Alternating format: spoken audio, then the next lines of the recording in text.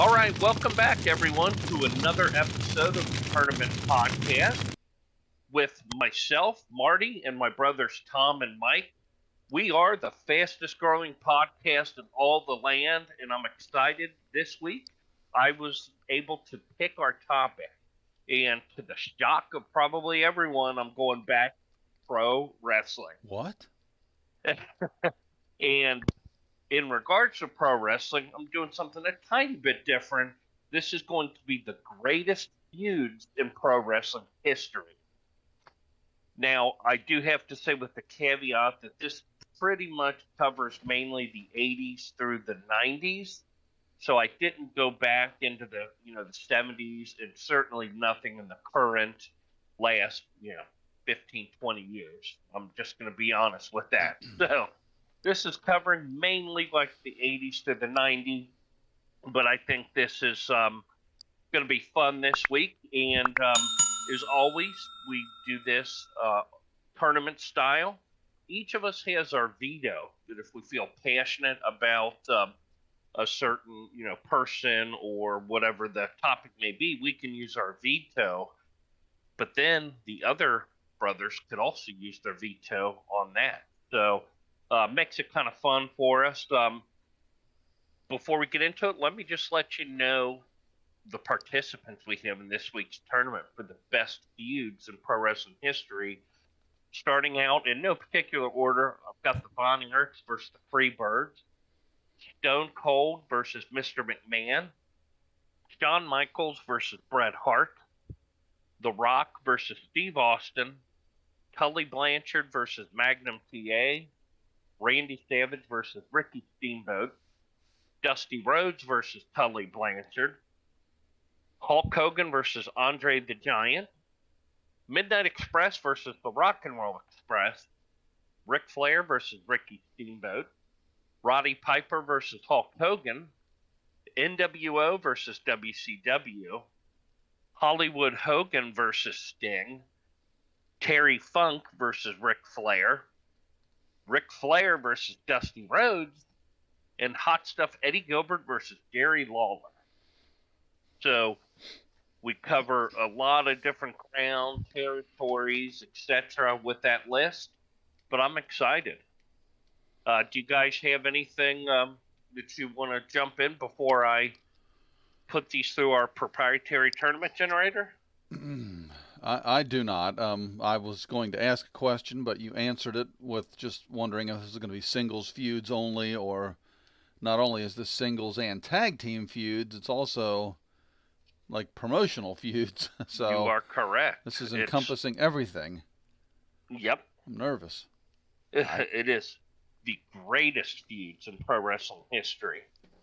So, well, without further ado, I'm going to generate here in our proprietary tournament generator and get us going here. Okay. Well, this is always a very hot beginning here. We're going to start out with Ric Flair versus Ricky Steamboat versus the feud of Tully Blanchard versus Magnum TA. Wow. And Tommy, you can go first to start this bad boy out. Okay. Well, obviously these are pretty well etched in my mind. And I'm so sorry. Oh, wait. Can I forgot to mention what the criteria would be. Oh, okay. There has to be at least some type of criteria. So basically, I thought the first thing would be the intensity / believability of the feud. The next two are sort of the same thing, but then best matches. And then if there's a tiebreaker, I'd say the blow-off, like the last match, or their big, finale match or something. So intensity, believability, best matches, and then if you need a tiebreaker, the blow-off match. So sorry about that. Oh, okay. No, yeah, we certainly need the criteria because that can make all the difference in the world with how we judge these matchups. Well, Flair Steamboat, obviously everybody knows the iconic matches, or at least you've heard of them if you haven't seen them. They go down as some of the greats literally of all time. Magnum Tully goes down, certainly in my book, as one of the great feuds of all time. Talking about intensity, I definitely give that edge to the Magnum Tully feud, where the Flair Steamboat would get probably the best matches, obviously. So using that criteria, it'd be 1-1, and I just go down to how the last match, or how the finale of the feud played out. But also kind of bleeding in some of my own criteria, or at least my thought process, I should say. I'm not changing the criteria, but I think the Flair Steamboat matchup was more of two peak athletes in their prime going at each other, making those tremendous matches in such a memorable feud. Magnum TA and Tully was the intensity and the hatred. It was a true feud, if you will. So I would give the edge in this, I think, to Magnum and Tully. And am I wrong that Magnum and Tully ended with the I quit? I mean, I don't know if it really ever ended per se, because I quit correct. in terms of the last match. But Yep. then I do remember Magnum. He had the terrible car accident. He came back in the little NWA studio, and I know that Tully came out and then he hit him with a bat. Yeah. And Magnum, went down very slowly, and I think Barry Windham and Dusty and them came out to try to help him. So that feud was continuing on, but just for the intensity in terms of what you define as a feud, I'm going to go with Magnum and Tully. Nice. Okay. Mike, you can go next. All right. Yep. For the believability, I am gonna go with Magnum and Tully as well. The intensity, that the I Quit match with, what was it, a broken chair leg being jabbed into Tully's eye, even though technically Tully didn't quit. Nope. Which I'm sure we all remember. Yep. But yeah, just the intensity of that feud and the violence, which I don't believe Flair and Steamboat. I don't even know if there was any color in any of those matches. So yeah, just like I said, the intensity, the violence in that Magnum Tully feud. I'll give that the believability. Best matches, yeah. Again, I agree with Tom. The Flair Steamboat, just the athleticism, and it was. I don't even know how you would compare it to anything. It was like watching the ballet. Oh, yeah. Both guys, yeah, at their peak, and yeah, Flair, rather, at that time, I believe was 40 years old and still at the top of his game, and arguably the best in the business still at that point. So yeah, best matches. I'm gonna go Flair Steamboat, blow off / last match. Oh man, yeah, it's hard because the Flair Steamboat. I think all three of their matches were 5-star classics. Still hold up to this day. Again, the Magnum Tully feud culminated with the I Quit match. But yeah, just going off the criteria, blow off match where Flair and Steamboat had just kind of a classic wrestling match, even though it was fantastic and again 5 stars. But the Magnum Tully I Quit, I believe, wasn't it in a cage, if I'm not mistaken? Oh, it was. So in a cage, I Quit, the violence, that's normally, at least back in the day, was how you blew off a feud. Not now, where feuds start off with cage matches. And I mean, back in the day, that was how you blew off the feud, was with the cage match. 2-man enter, 1 man leaves. Nice. So as much as I love Flair and Steamboat, and those matches are fantastic, and probably my preference if I was just going to sit and watch, Flair, Steamboat, or Magnum and Tully, I think I would probably veer more toward Flair and Steamboat. But for that blow-off match, the intensity behind Magnum and Tully, You can't deny it. So, yeah, I'm going to go to Magnum and Tully for the blow off. So 2-1. I'm with Tom. It looks like Magnum and Tully are moving on. Yep. Well, I will agree with you guys, and I love everything you guys said. You stuck to the criteria perfectly, and I agree. The intensity and the believability was definitely in favor of Tully and Magnum, partially because a lot of real with their kind of personal issues in real life. You had Tully's ex-wife who wound up marrying Magnum. There was a lot of internal heat with those guys.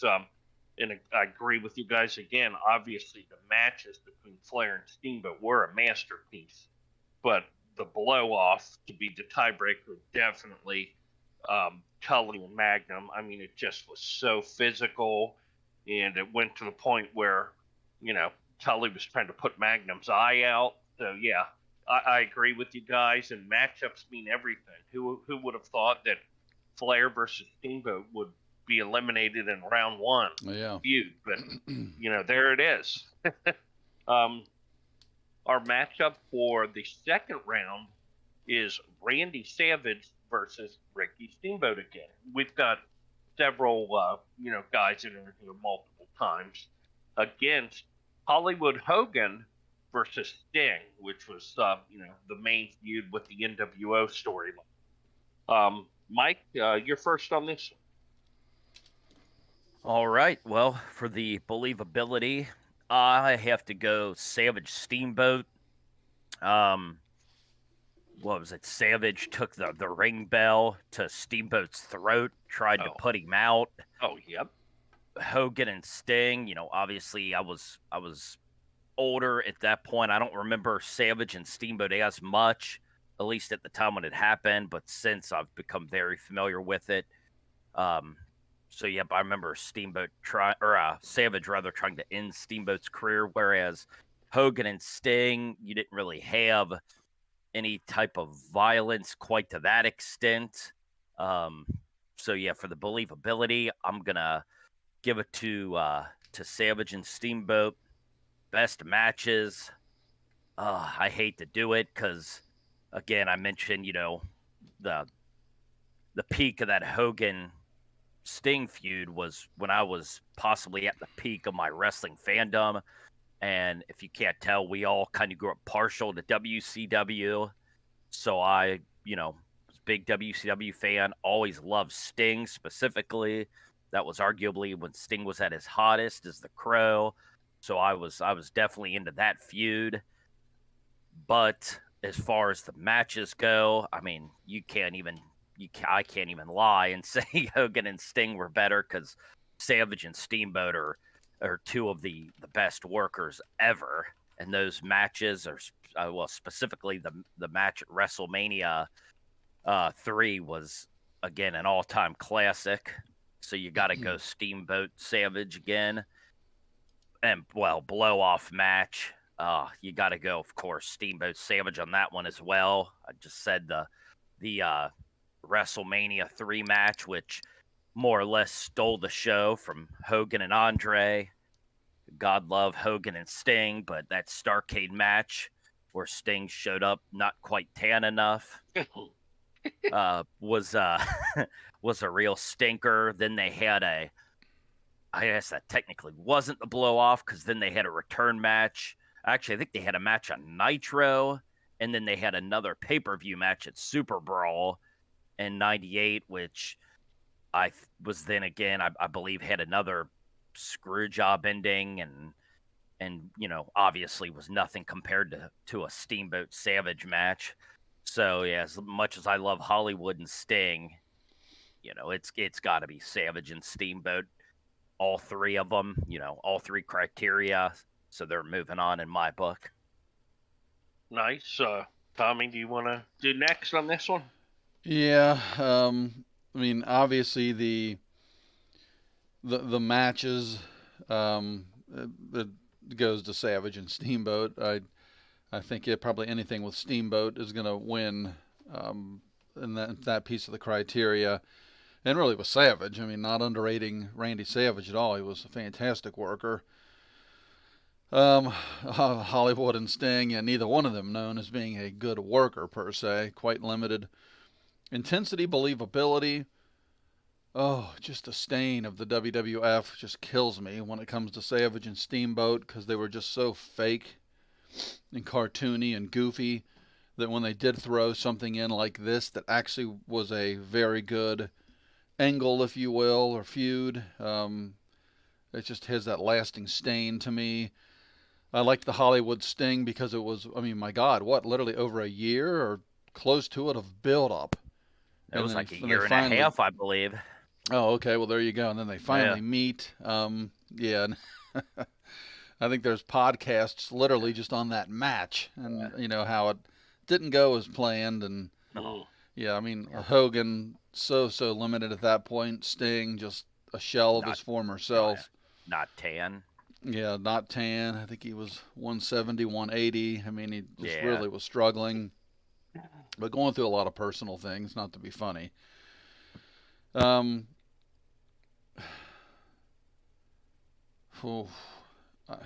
Well, okay. I mean, I guess I shouldn't think too hard about it. I guess just going by the criteria, as much as it makes me sick to my damn stomach to do it, you got to go with Savage Steamboat.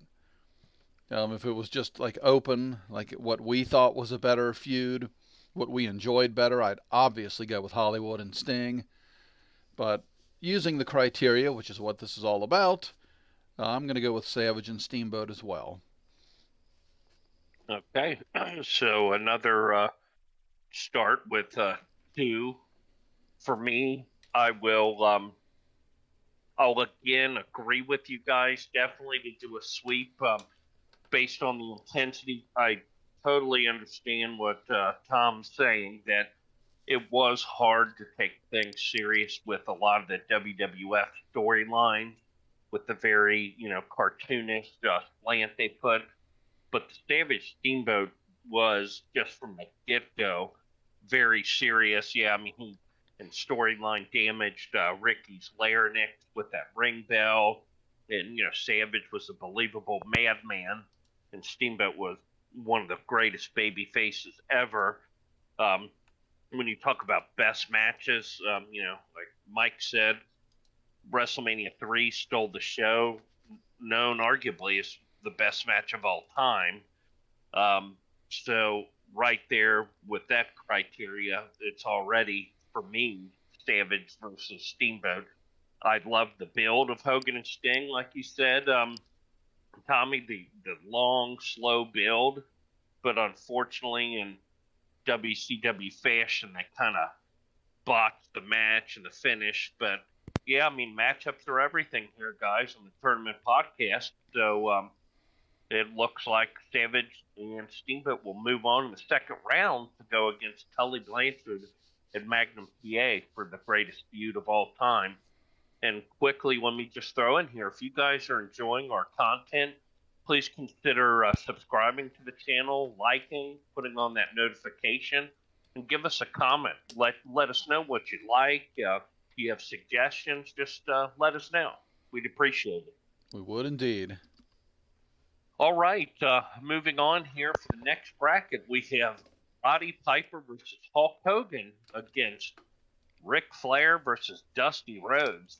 This is incredible because this is like kind of the culmination of NWA versus WWF. I'm going to take this one first, and I'll tell you, when you're talking about believability and intensity, I will say Roddy Piper, no matter what territory he was in, Roddy Piper was incredible.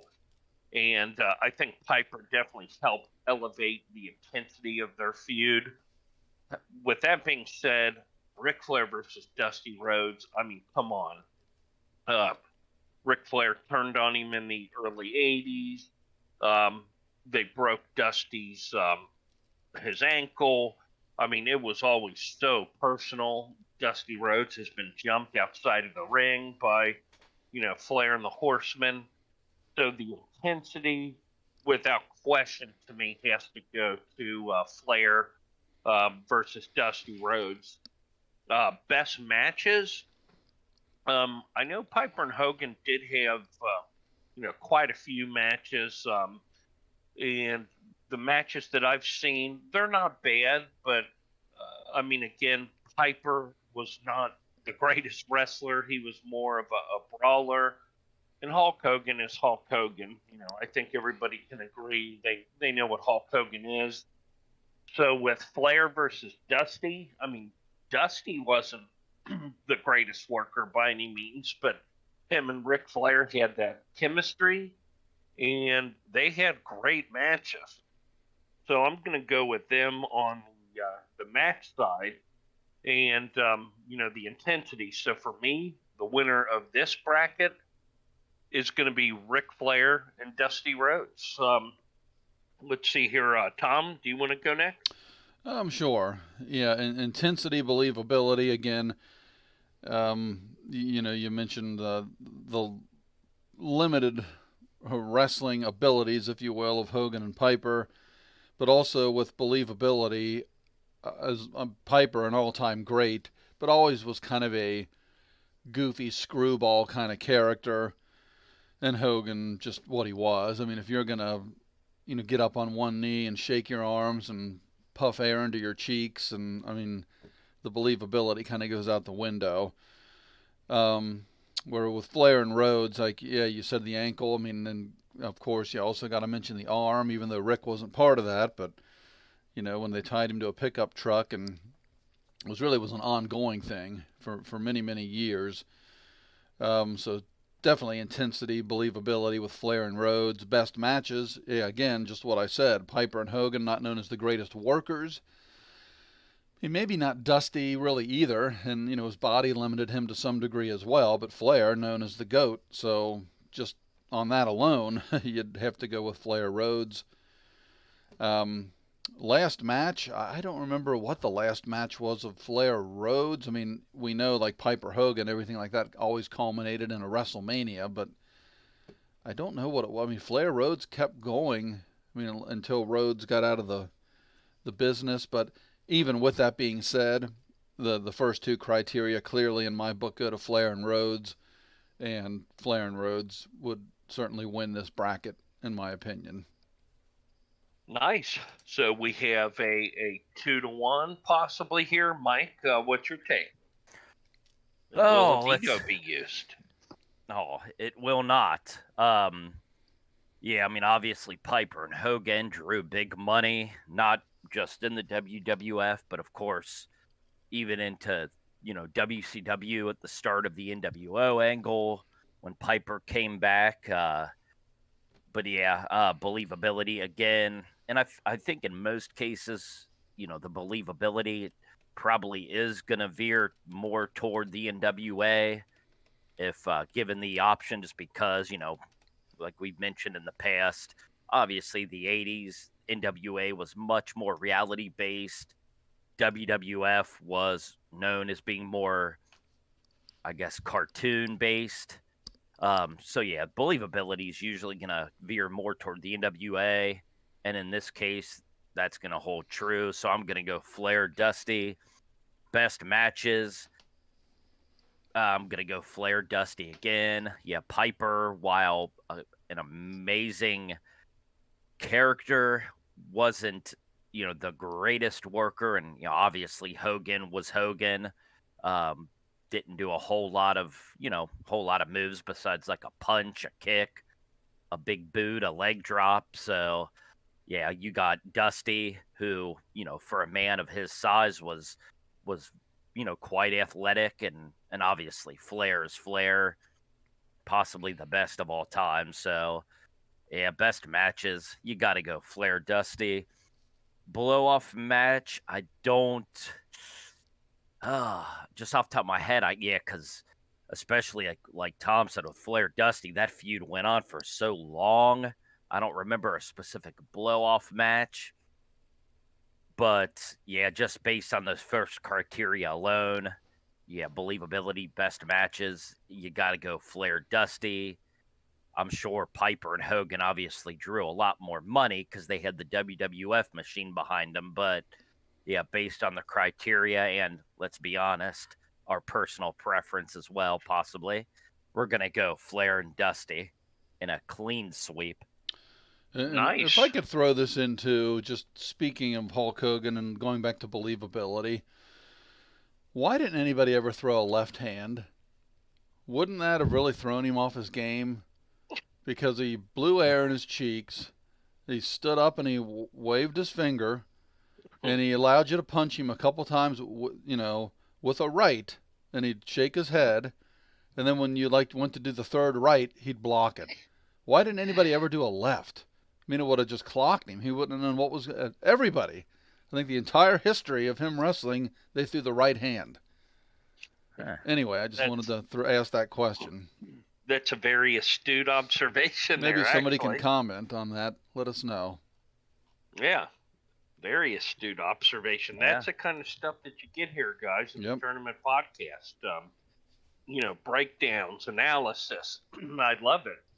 And the first three matchups have been clean sweeps. So this is intense so far. Our next matchup is WWF centric. We have Stone Cold versus the Mr. McMahon character versus The Rock against Steve Austin. So Stone Cold against himself in this one. And Tom, you're first on this one. All right, and as the tagline to the podcast, where matchups are everything, it is a shame that Steve Austin is going to be sent packing here in this bracket. He will also advance, but he'll only have one chance remaining.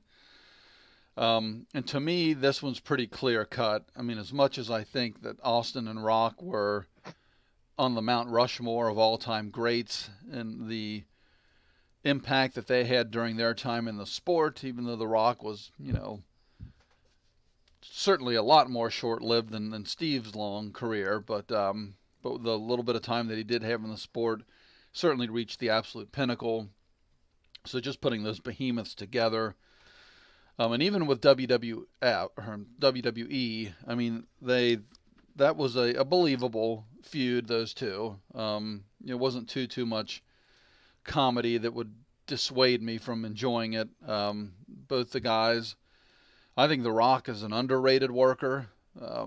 Steve was good. Obviously, the neck injury limited him then somewhat, but I think The Rock really fantastic. Not ever thought of in that regard, at least that I know of. But of course, I'm not a WWE fan. Stone Cold Mr. McMahon, you're looking at a whole different type of thing there, because Mr. McMahon, if you're going with the best matches, obviously it's Rock and Austin. McMahon's not going to give you a great match. Intensity and believability, it's interesting because I would also give that to Rock and Austin, only because a lot of the McMahon Stone Cold stuff I took as comical.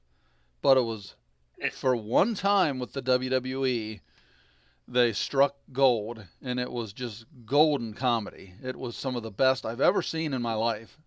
And I always say, if I could have one personality from wrestling to start a promotion with, it'd be Mr. McMahon. It wouldn't be a prime Ric Flair, Hulk Hogan, Stone. It would be Mr. McMahon. He was hilarious. So, and then the last match finale, of course I didn't watch. Stone Cold McMahon. I just remember McMahon always getting stunnered in the ring. Stunnered? Is that right? Getting the Stone Cold Stunner in the ring. The Rock and Austin, I believe I saw there. I guess it was a WrestleMania match, which actually was very good. If the choreography, you will. I assume they put it together themselves. They did a fantastic job. It was a very, very well scripted match.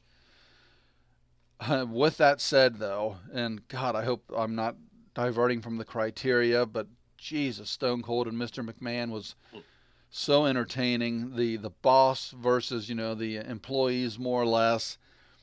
I'm trying to think. The hospital thing was one of the funniest things I've ever seen in my life. So it might be skewing somewhat from the criterion. I don't want to do that. But don't do it. Here we go. Intensity, believability, best matches. Shit. But I can't. You did set out the criteria. So, yep, it's got to be The Rock and and Steve. Oh, wow. I really want to go with Stone Cold and McMahon, but the best matches and intensity in that has got to be The Rock and Steve, in my opinion. So Nice. there you go. Nice. Mike, you're up. All right. Well, this is gonna set up an interesting one here, because for the believability, I'm actually, and I do agree to some extent with Tom as far as, there were some comical aspects, but I'm sure there probably were as well with Rock and Austin. Maybe not as many, but just the hatred between between Steve Austin and Mr. McMahon, the hatred between those two guys, those two characters, the hatred that fueled that feud. I'm gonna actually go with Austin and McMahon for the believability. Best matches, yeah. I mean, Vince, I will say, for a man that was in, I believe, his early to mid 50s at the time, while not a great worker, always entertaining. Whether it was on the mic or even in the ring, he was always entertaining. But, obviously, Rock and Austin, two of the biggest stars in the history of the business. You got to go best matches with Rock and Austin.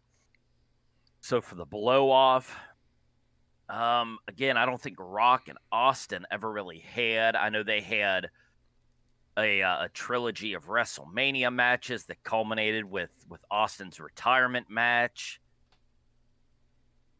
But yeah, with McMahon and Steve Austin, again, their feud drug on for years.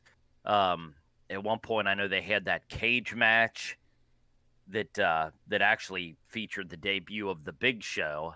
They had a cage match at the St. Valentine's Day Massacre pay-per-view. I don't know if that was technically the blow-off. This is another one that was because it stretched on for so long. I don't know what you really consider the blow-off. But just going off the fact that they had that, that big cage match, it was the first time that Austin was going to really get his hands on McMahon in a match. And then actually, it was for the title shot at WrestleMania as well. Because for those who may not remember, Vince McMahon had won the Royal Rumble that year. Austin and McMahon went at it in a cage match. McMahon offered up his title shot if Austin could beat him, and Austin beat him more or less with help from the Big Show, accidentally, but Austin did win. That started the trilogy of Rock and Austin WrestleMania matches. But just that cage match, and yeah, since that one jumps out in my mind more than any one match that Rock and Austin, and don't get their matches were all fantastic, specifically the one in 2001. But I don't remember a specific blow off. So I'm going to go kind of by default because of that cage match with Austin McMahon. I'm going to go Austin McMahon. So yeah, 2-1. I'm actually going to give this to Stone Cold and Mr. McMahon. Wow. So we're gonna put Marty in a tiebreaker type situation here. Oh, the first tiebreaker. Okay. Well, let me start with the criteria. The intensity / believability. The Stone Cold versus Mr. McMahon. I agree. It did have some intensity because of the hatred that Stone Cold had for McMahon. It did sprinkle in, a good amount of comedy when you have bedpans involved. And I know at one point Stone Cold had Mr. McMahon held up in the ring at gunpoint. No police intervention or anything. That he did. Oh, they wanted no part of that. And don't forget what Steve Austin did with a catheter. Oh, yeah, true. I mean, he assaulted Mr. McMahon to the point where he may still be in prison. And again, no police intervention. Nope, none at all in the hospital. Yep.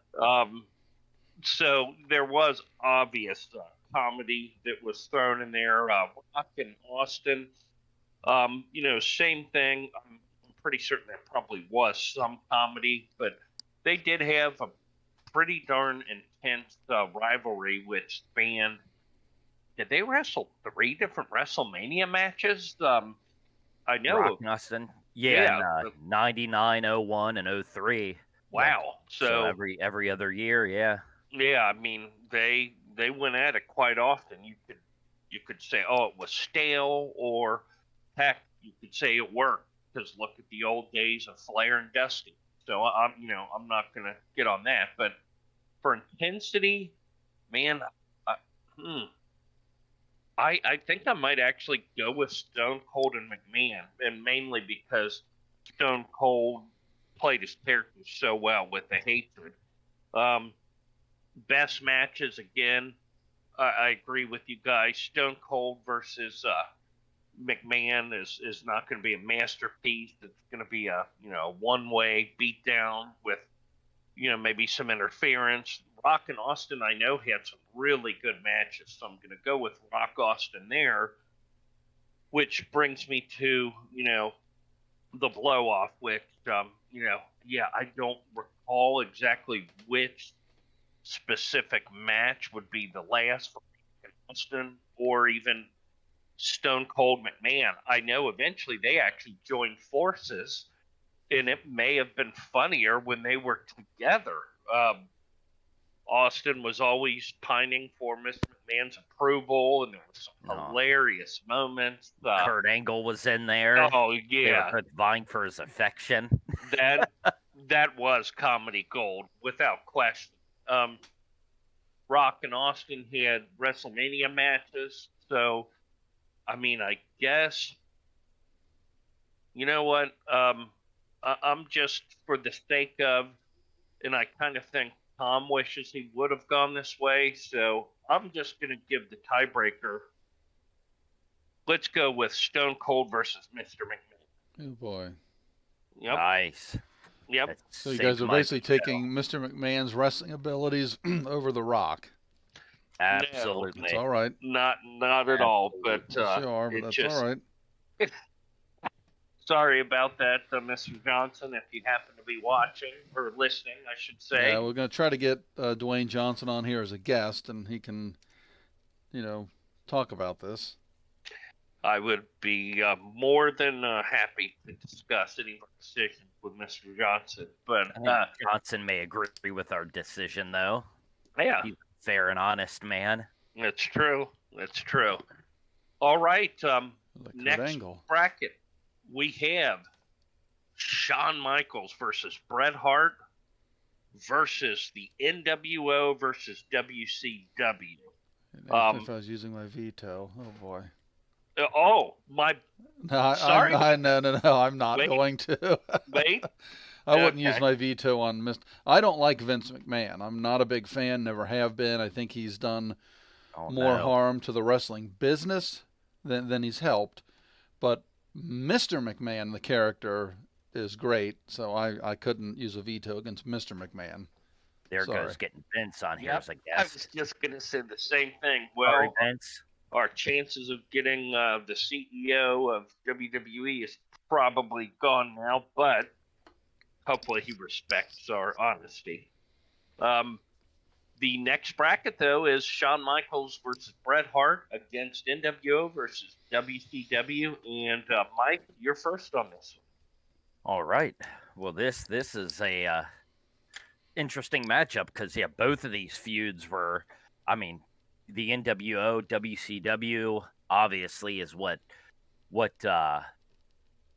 kind of kicked WCW up to another level and started their 83-week streak of winning the ratings war.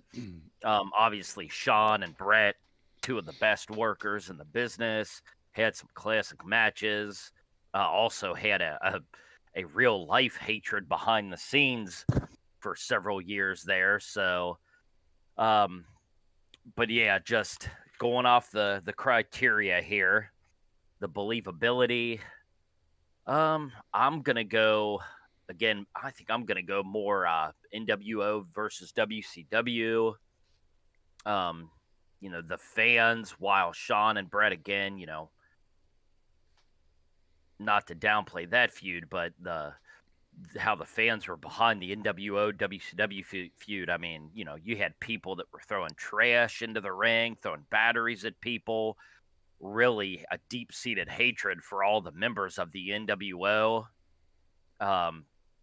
So yeah, the believability, I'm gonna go for the WCW NWO feud. Best matches. I'm just by default, I'm gonna go Shawn and Bret, because again, they had some great matches, two of the best ever to lace up the boots. Of course, you know, there were some good matches in the NWO WCW feud, but you know, one of the big ones that does come to mind, of course, is the kind of the culmination with Sting Hogan, which we already touched on. That stinker at Starrcade '97. So just kind of using that to compare against Shawn and Bret, it's you know, it's going to be Shawn and Bret all day. Blow off match, wow. That one's a difficult one because Shawn and Bret, the blow off match was the Montreal screw job at Survivor Series '97, which I don't remember a whole lot of that match. Unfortunately, I don't think a whole lot of people do beside the ending. The NWO WCW, I don't know. Again, you know, because even though the blow off was, I'm assuming, meant to be Sting and Hogan, it kind of continued on beyond that, and then the NWO split up into two separate factions. So yeah, with the blow off match, oh man, it's just because Shawn and Bret is the more memorable one, but because I'm gonna end up having to veto myself if I go Shawn and Bret. It's both matches though, or because you had Shawn and Bret ending in a screw job, you had Sting and Hogan ending in a screw job, so neither match. But I'm just gonna say Do it. NWO versus WCW. The blow off match is kind of hard for me because again, there wasn't really both of those matches were just kind of, you know, more about the ending than the actual match itself. But yeah, like I said, believability, I went WCW. Matches, I went Shawn and Bret. I'm going to give this one overall. Oh, man, because it's the feud. I'm going to go WCW NWO because it took WCW to another level. That's obviously what started the ratings war.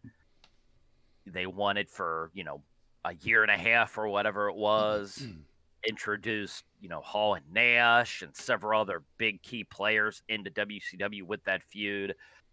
So I'm going to go WCW NWO to advance here. Nice. Tom, you're next. All right. Yeah, kind of intensity, believability. It's a difficult spot for Shawn and Bret to be in this bracket because you're talking about, two individuals in a storyline versus basically an entire company. So I also, in that regard, would go with NWO WCW. Best matches. I don't know if there was ever a match in NWO versus WCW. You weren't going to get it out of Hogan or Big Sexy Kevin Nash. I mean, Scott Hall was a hell of a worker, but I still wouldn't think anything matched up that I can remember to, two of the greatest of all time, Shawn Michaels and Bret Hart. So then, yeah, it comes down to the blow-off, payoff, last match, etc. Well, we know there was a definitive ending to Michaels and Hart, which was kind of a mess, even though you do hear conflicting reports on that still to this day. But NWO WCW, I mean, yeah, I guess it never really came to a culmination. It kind of weakened and softened as time went on, and then WCW went away. But there was such an industry-changing feud, if you will, just event. NWO coming in, especially, the first three with Hogan and the Outsiders. It Well, and obviously it was 83 weeks. I mean, it all was. I mean, NWO did that. So, um, even though the criteria is a little skewed there, the last match finale, I'm just going to give this piece to NWO WCW, and they just changed the wrestling industry. And still, I know this doesn't count, but I think still some of the highest grossing merchandise in wrestling 20 plus years later is NWO stuff. So it just goes to show you the impact that had on just wrestling in general. So without further ado, I'm going to vote, along with Mike, NWO WCW to advance. Hey, well, for me, actually, I this one's tough for me, but it's a 2-to-1 situation regardless. So there'd have to be a veto if I disagreed, which I wouldn't veto. But for the intensity and believability, I think I would go with the NWO also. I mean, let's not forget that amazing angle. I think it was at possibly Universal Studios when the NWO jumped a bunch of WCW wrestlers outside, and iconically Kevin Nash threw Rey Mysterio like a lawn dart into the side of, um, like one of the, I think, trucks or something out there, and somebody's knee was bashed with a pipe. It was so believable. Multiple people called the police, I remember. So it started out very hot and it did have a high level of believability. Um, so on that, I'd go with NWO, WCW. The matches, clearly, I think any match with NWO, WCW, unless you're talking about NWO Vincent versus someone, or, you have to go with Shawn Michaels and Bret Hart. Those guys were just so smooth in the ring. So then going down to like the blow off last match, yeah, WCW. Tommy kind of said it perfectly that the NWO angle just sort of softened and fizzled out over time because, unfortunately, WCW, I think, they hot shotted it way too much, and they didn't leave the formula how it was, so it got too stale. Just too, I can't think of the word. There were too many members and B grade players, but in all actuality, I would say for me, the blow off. I don't know. It was a great match, and the intensity of that screw job. I'm gonna actually go with the winner of this one, in my opinion, would be Shawn Michaels and Bret Hart. But I will not use a veto, so therefore, NWO versus WCW will move on into the next round.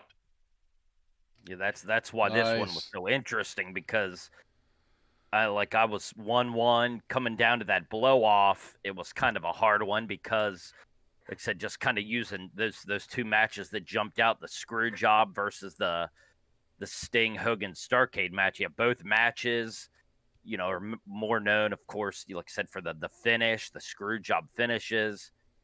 I'm assuming, for what match they did have up until the finish, obviously Shawn and Bret are going to have a better match than Sting and Hogan. But yeah, but then at the same time, I definitely, I do feel like that the NWO WCW was a bigger feud overall for its impact on the business. And so yeah, that was a very interesting matchup. So possibly the toughest one we may see all day. It was a neat matchup, and this next matchup is also neat. It doesn't quite have the um, strength of the last matchup, you may argue, but we have Dusty Rhodes versus Tully Blanchard versus Hulk Hogan and Andre the Giant. I believe I am first on this one. When you talk about, again, believability and intensity, I will say that the Hogan Andre, I remember when the feud started. I remember Andre, there was something he wasn't thrilled with Hogan, and then he was on. It may have been a Piper's Kid. It was some type of interview, and Hogan was, hugging and talking to Andre about how great he is, and I think Andre challenged him and ripped Hulk Hogan's chain off his chest, and also inadvertently cut his chest with his fingernail. But that kind of, really started their feud. But man, again, with intensity and believability, anything with Dusty Rhodes, it's hard to beat. And Tully Blanchard, you throw in the whole, horseman angle, breaking, Dusty's not only his ankle, they broke his arm when they tied him to a truck and absolutely rated him with a baseball bat. Oh. Dusty and Tully had some brutal matches. They had, well, this might be for the blow off, but they had a first blood match at Starrcade 86, I believe, which was pretty darn good as well. But I'm going with Dusty Tully on the intensity for best matches. I mean, this one's kind of easy, even though, again, Dusty's not the best worker. I mean, poor Andre when him and Hogan finally, and was it 87? We're kind of going through the culmination of their feud. Andre the Giant was way past his prime. He was in bad health. He had a hard time moving. I think he may have been, in the high 400 pounds, if not 500. He struggled. But Dusty and Tully had great matches. So I'm going to go with Tully and Dusty on this one to be my winner, because I think they had the best matches. They had the intensity in their blow off. If you're looking at Starrcade, to me, that's where I'm going, Dusty and Tully. Tommy, do you want to do next on this bad boy? Yeah. I do. Just to reiterate what you said, even though I didn't watch it back then per se, I do recall, or that I didn't watch it consistently, meaning the WWF. I do recall I think it might have even been Piper's Pit. It was some kind of one of their little show things they did off to the side where Hogan had the cross ripped off of his chest, and yeah, I mean, and then intensity, believability would just start there. I mean, obviously it's Dusty and Tully. I mean, yeah, WCW, NWA did such a much better job of, credibility, believability, being more real life oriented. I mean, the backstage stuff, the stuff outside, as you mentioned, like with the truck and whatnot. I mean, just totally, like it had more of a grit to it, more of a, I don't know, but it just, anybody, if you're listening to this, wrestling, you know what I'm talking about. Hogan, Andre, didn't really have that in my opinion. Best matches, oh God, yes, it could have been Tully in the ring by himself, and he beat Hogan and Andre. And then the payoff, last match finale, Hogan and Andre, you do have to give them credit, if not, again, I always say the WWF machine. This was the Pontiac Silverdome. I think it was WrestleMania 3, where they shattered records for attendance. Andre did have Bobby the Brain with him, though, and God bless Bobby. The greatest manager maybe of all time, arguably. So I got to give a little bit of credibility there. And in terms of, and I know this has nothing to do, but I just want to mention it since he's no longer with us. I'd say arguably, and again, coming from me, this says a lot, but the greatest color commentator of all time as well. I mean, just brilliant. Yep. So thank God they paired Andre with him. But obviously, in terms of a match or a blow-off, I mean, Hogan about as limited as me, and Andre was, I just don't want to be funny. He was just in bad shape. So Dusty Tully certainly there. So on criteria, make it nice and short here, Dusty Tully moves on in my book. We've got a 2-1 potentially. Mike, what's your take? Nice, yeah. Believability, yeah. Like I said, it's more often than not gonna veer toward the NWA / WCW. I believe the Hogan Andre feud. I think you alluded to when Andre ripped the chain off of Hogan, and that was kind of the build-up. I don't remember too much more to that build-up, just besides that, and then the match versus, like I said, Dusty and Tully feuded, for an extended period of time. There was, obviously blood was spilled probably in every single match. There was hatred, much more so than Hogan and Andre. So yeah, believability, you're gonna go Rhodes, Tully. Best matches, again, Tully and Dusty. Like I mentioned with the Piper Hogan feud earlier, and actually Tom mentioned it before as well with that WWF machine. I'm sure. Well, I'm not sure. I guarantee Hogan and Andre drew more money, but the better matches, again, Dusty and Tully, blow off.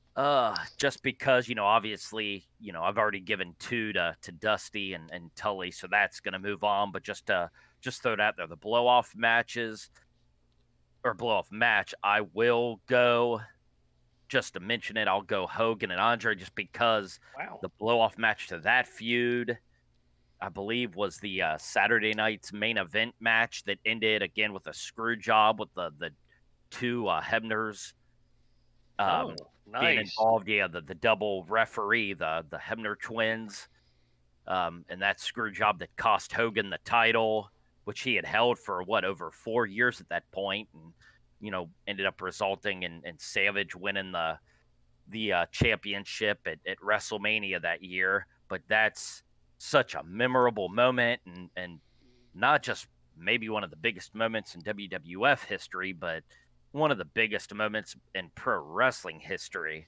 So just because of the scope of that moment, and like I said, the not only the double referees and the screw job, but Hogan having been the champ for over 4 years at that point, or close to 4 years, having the belt, basically being screwed out of it. Just the magnitude of that moment. I'm gonna give the blow off to that feud my vote. Nice. But again, 2-1. We're going Dusty Tully. Nice. I love the extra bit of analysis. That's true. I almost, to be honest, kind of forgot about that. Andre won the belt from him, I believe. I did forget about it, and just like The I've Yeah. forgotten about a lot of $1 that man stuff. purchased the belt from He Andre. sure did. Yep. So Yep. yeah, I love it. Well, moving on to the next round here, we have a good one. We've got the Midnight Express versus the Rock and Roll Express against Terry Funk versus Ric Flair. Tom, I think you're first on this one. Oh boy. Okay. Well, in terms of intensity, believability, oh my God, I don't know how you can go against Terry Funk at any time. I mean, he was so believable and so intense in the ring. My God. But the Midnight Express and Rock and Roll Express, I mean, just in terms of in the ring, fantastic matches. I mean, the crowd, the polar opposites, the absolute hatred for Jim Cornette and the Midnight Express, and they loved the Rock and Roll Express. Intensity, believability. God almighty. Okay, I don't want to have silent time here. For starting off here, I'm going to say a tie. Nice. Best matches, I think, obviously anything with Ric Flair is probably going to be the best match. Terry, again, fits into that Roddy Piper brawler type of a role, but just his ability to absorb punishment and sell and just be this loud character, great on the mic, just, this badass guy, certainly, is kind of what really propelled him into stardom. But on the best matches and just in terms of like a crowd reaction, and I'm going to give the slight edge to Midnight Rock and Roll, even though it makes me kind of nauseous to do that against Ric Flair. And then last match finale, I mean, like a blow off. I don't know if like Midnight and Rock and Roll ever had a blow off. And then Ric Flair and Terry. I mean, was their last match though? They were like very aged, weren't they? If my memory is serving, I mean, their last match may have been in that electrified cage match when it was Flair and Sting versus Funk and Muta, possibly. And what, at the time, Rick was 40 and Terry was probably, what, in his early 40s, I would guess? Early to mid 40s, and still had another 20 years in front of him. Yeah. God bless him. He might get in there one more time here from what I'm hearing, but so I guess without getting into an in-depth analysis and dragging this on here, I am going to go with the Midnight Express, Rock and Roll Express. I just think, the intensity of the matches, like I said, being the crowd involvement, the work. I mean, you got Ric Flair, but Ricky Morton, I mean, really, and then Bobby Eaton. I mean, God rest his soul, we just lost Bobby Eaton, but wow, you talk about underrated. Jiminy Christmas, literally one of the greatest of all time. Absolutely. So, yeah, Midnight Express, Rock and Roll Express. Mike, do you want to go next on this? Sure. Yeah, this is another tough one. Yeah, the Midnight and Rock and Roll had, well, actually in both cases, heated feuds, but yeah, the hatred, like Tom said, against Jim Cornette, people literally tried to assault him, stab him, would throw things at him. I mean, they were involved in multiple altercations just because the hatred for Jim and the Midnight Express, against the love and admiration that people had for Ricky and Robert for the Rock and Roll Express. Obviously Terry Funk and Rick again, 1989 possibly for any single worker. 89 may have been one of the best years ever for Rick. He had, obviously all 3 matches with Steamboat, 5 stars. I believe most, if not all, the matches with Funk he had that year were 5 stars as well. So yeah, the believability, I mean, you had Rick, I already mentioned Rock and Roll and the hatred, that feud with the Midnight Express. But then on the flip side, you had Funk and Flair, where Funk pile drove Rick on a table and almost broke his neck. I mean, that's a great way to start at a feud and build hatred right there. But just because of the longevity of the Express versus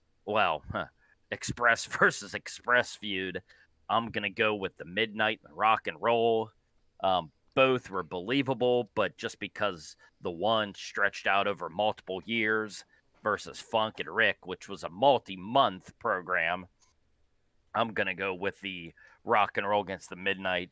Best matches, kind of the same logic. All their matches were classics, as were the Funk Flair matches, but just because of the feud for the Rock and Roll and the Midnight was stretched out further, I'm going to go with that feud with the Rock and Roll and the Midnight for best matches.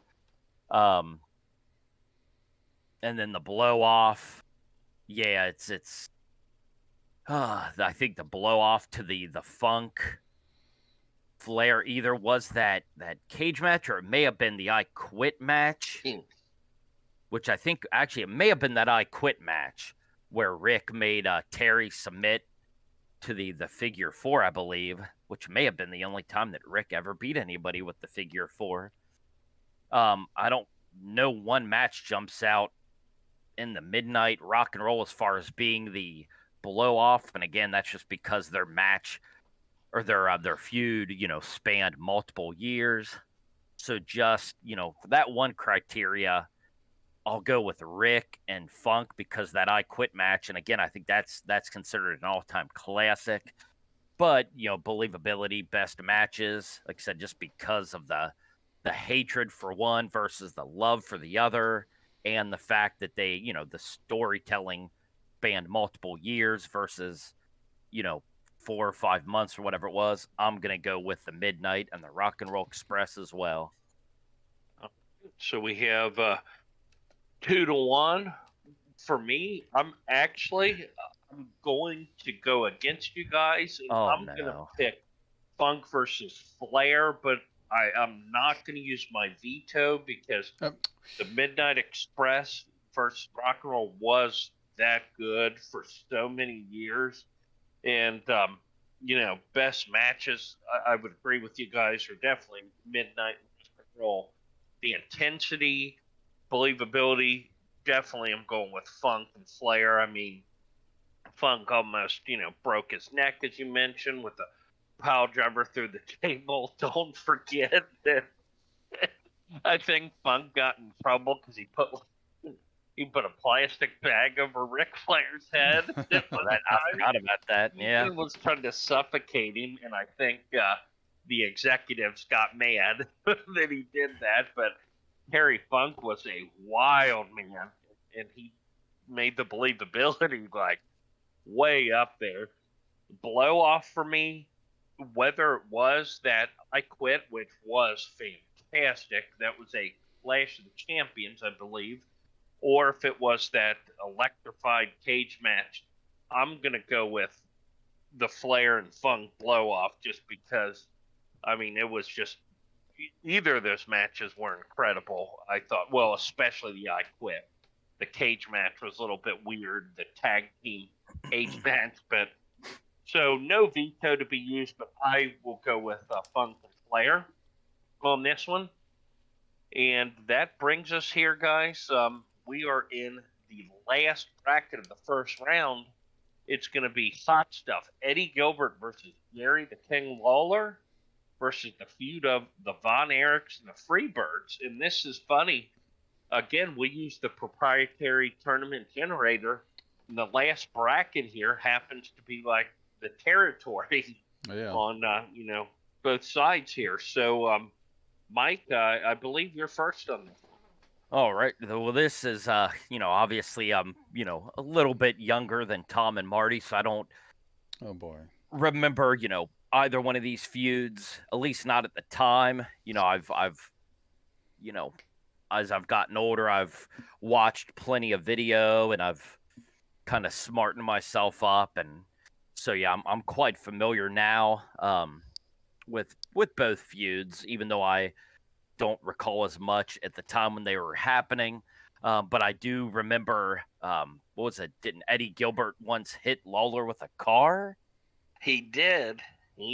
Which may have, and I believe actually resulted in the police being called for real. And and they had to explain that I don't remember if they explained that it was a work at the time, but I do know the police were involved. And so, yeah, I mean, obviously for believability, that's one way to really get the fans into a feud. But on the flip side, yeah, the Von Erichs were so popular, especially in Texas. And on the flip side, the Freebirds were so hated because of their feud with the Von Erichs. So this is, this is kind of like the previous bracket where, Von Erichs and Freebirds stretched on for multiple years, and you had the love and admiration for the Von Erichs against the deep-seated hatred for the Freebirds. But then you have Jerry Lawler or Eddie Gilbert vehicularly assaulting Jerry Lawler. Yeah. But just because of the longevity of that Von Erichs Freebirds feud, and the hatred for the Freebirds because of how much everybody loved all the Von Erichs, especially in the state of Texas. I'll go with I'll go with the Von Erichs and the Freebirds for believability. Best matches, actually, I don't remember any single matches as much. unfortunately. But Eddie Gilbert was, was a big time player. Jerry Lawler, one of the biggest stars in the history of the business, especially at the time, the 70s and 80s. He was one of the single biggest stars, you know, possibly ever. He was the Memphis territory. Um, where the Von Erichs, the Freebirds, God love them, but the Freebirds, aside from Terry Gordy, never going to be known as the greatest workers. Oh, man. So just for the best matches, I'm going to go with Eddie and Jerry. For the blow-off, again, this is another difficult one because neither one of those feuds really jumps out at me as having a single blow-off match. But again, just because of how long the Von Erich Free feud stretched out the storytelling, I'll go with the Von Erichs and the Freebirds in a 2-1 victory. Nice. I'll jump in here on this one next. I'll tell you, for intensity and believability, these are both pretty darn high on the charts. Yeah, I mean, Memphis is known as one of those territories where there was a lot of blood and guts, and they did it well. And Eddie Gilbert and Jerry Lawler definitely had a blood feud. They burnt each other several times with fireballs. That was real big in the Memphis territory. You mentioned the vehicular, almost homicide by Eddie Gilbert, which was amazing. And I laughed because it was so well done to the point where, as you mentioned, the police were involved. And I think I actually read that he wasn't supposed to hit him with the car, but thank God everything went, okay, and he wasn't seriously injured. But that angle is amazing. The Von Erichs Freebirds feud started out way back when Kerry Von Erich was actually against Ric Flair in a cage at one of the wrestling Star Wars, and Michael Hayes, I think, hit Ric Flair, and he wanted Kerry to pin him, but being the babyface, Kerry said no, and that kind of started their feud right there, which, yeah, it went on for many years. I'm going to say for the intensity and believability, I'm going to go with Gilbert and Lawler because of the vehicular incident, but it's close. For the best matches, I'm going to go with the Von Erichs and Freebirds. They had many, many different matches when, David was still alive. He's arguably the best worker of all the Von Erichs. He had some good matches, especially with Terry Gordy, who I think may have been an underrated worker. Terry Gordy was fantastic. But they had many, 6-man tag matches, hair matches. So I'm going to give that to the Von Erichs and Freebirds. For the blow-off. Boy, it's kind of a rough criteria I picked, the blow-off, because I used it because some of the feuds had very popular blow-off matches. But, yeah, it's hard. I can't sit here and say I remember the last match that Eddie Gilbert and Lawler had or the Von Erichs and Freebirds. But I know the Von Erichs and Freebirds had, again, they had, like a hair match where Buddy Roberts lost his hair. He wore like an amateur wrestling headpiece. They had a big 6-man tag at the Texas Stadium. I'm going to go with the Von Erichs and Freebirds on that. So therefore, I will agree with Mike on this. The Von Erichs versus the Freebirds, 2-1. Tom, what are your thoughts, and could a veto be used? Well, I'm glad we have this matchup again, just for somebody listening that maybe is a little more new school and not familiar with Memphis and Dallas, I believe, was the Von Erichs' home area. But yeah, Eddie and Jerry, everybody pretty much still knows Jerry the King. Actually, I think Jerry the King's wrestling here again shortly, but Eddie Gilbert. I think just a forgotten name, unfortunately. So underrated. Great worker. So creative. Such a smart guy. Played such a fantastic character. And I think this feud, the Eddie Jerry, I think was after Eddie had been with WCW and then came back. And then they had the whole parking lot incident, and I think that's kind of what started it, but I could be wrong. And I do remember the fireballs. I remember Eddie. I think it might have been in this feud too, where you had the great Lance Russell, Yep. but had some kind of tall, thin announcer. I think Eddie gave him a fireball, and he was down on the ground screaming and rolling around, and there was some classic stuff. Yep. Then we move on though to to Dallas, Von Erichs, people that aren't as familiar. I mean, my God, just the kind of the biggest thing in the business. I mean, you talk about like Hulk Hogan of the South. I mean, just huge, literally huge. The passionate fans down there that loved the Von Erichs, and like you mentioned, hated the Freebirds. You mentioned David is the best worker.